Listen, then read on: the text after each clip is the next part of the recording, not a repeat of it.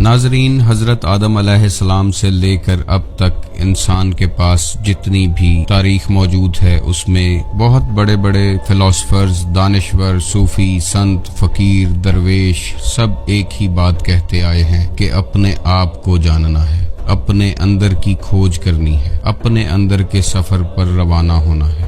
اپنے آپ کو جاننے اور پہچاننے کے لیے مختلف مذاہب میں مختلف مشقیں، ریاضتیں کی جاتی ہیں۔ ان مشقوں اور ریاضتوں کو کچھ لوگ self awareness, spiritual awakening, spiritual enlightenment, Irfan نفس، عرفان ذات یا خودی کا نام دیتے ہیں۔ حالانکہ یہ سب معرفت الہی کے راستے ہیں اور ان سب کی منزل ایک ہی ہے۔ یہ ایک خاص علم ہے جو خاص لوگوں کو عطا ہوتا ہے، اور اس کی خاصیت یہ بھی ہے کہ یہ کسب سے نہیں بلکہ مالک کی عطا سے ملتا ہے۔ اس علم کو کتابوں سے حاصل نہیں کیا جا سکتا، جیسے ایک صوفی درویش کا قول ہے کہ تم نہیں پہنچ سکتے اللہ تک عبادتوں اور ریاضتوں کے ساتھ۔ اللہ کا راز اہل علم کے سینے میں ہے، وہ جس کو چاہے دے دے۔ ناظرین، ایمان کی طاقت انسان کو جنت تک تو پہنچا سکتی ہے، لیکن جو راستہ اللہ تک جاتا ہے وہ عشق کا راستہ ہے۔ یہ ایسا علم ہے کہ جسے ملتا ہے اس کے اندر سے اس علم کی خوشبو آتی ہے، اور یہ علم بڑے بڑے فلاسفرز اور دانشوروں کو بہت پیچھے چھوڑ جاتا ہے۔ فلسفی ہمیشہ اپنی عقل سے سوچتا ہے اور سوجھ بوجھ سے مختلف قیاس آرائیاں کرتا ہے، جبکہ اہل علم کی بات اس کا ذاتی مشاہدہ ہوتی ہے۔ اس لیے اہل عرفان کی اپنی ایک الگ دنیا ہے۔ اللہ نے 18,000 جہان انہی اہل عرفان کی پرواز کے لیے پیدا فرمائے ہیں۔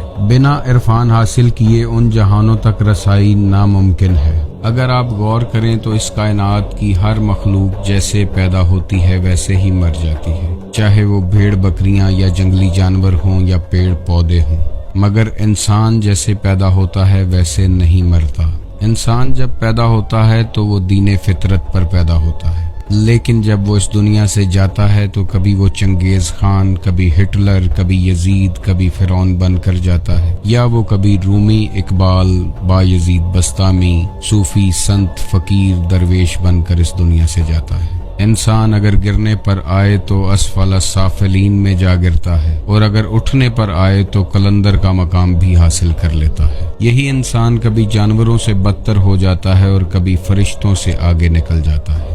انسان جب اپنے بارے میں سوچنا شروع کرتا ہے تو اللہ تعالیٰ اس کے لیے راستے بناتا ہے، اسے کسی اللہ والے کی صحبت عطا کرتا ہے جہاں سے اسے معرفت الہی عطا ہو جاتی ہے۔